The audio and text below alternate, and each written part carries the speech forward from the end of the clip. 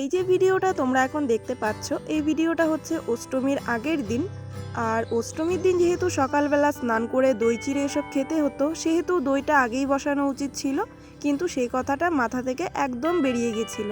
তারপর আর কি করার ছিল, একদিন আগেই দুধ রেখে দিয়েছিলাম, কিন্তু সেটা তো ভালো করে জমেইনি। মা এখানে দুটো পুল দিয়ে রেখেছিল, তারপরেও তো ওই একই অবস্থা। তো জেঠি বলেছিল গরম দুধ থাকলে দিয়ে রাখতে, তাহলে নাকি জমে যাবে।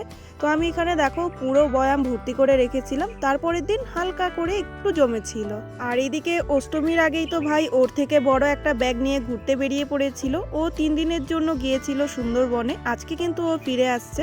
ভাই তো গিয়েছিল ওর নাচের গ্রুপের সাথে, আর ফোন করে বলছিল যে অনেক মজা করছে ও। যাই হোক, তোমরা সেটা ওর আইডিতে দেখতে পেয়ে যাবে সব আপডেট। দেন এখানে খুশি করেছিল দেখো টমেটো মাখা।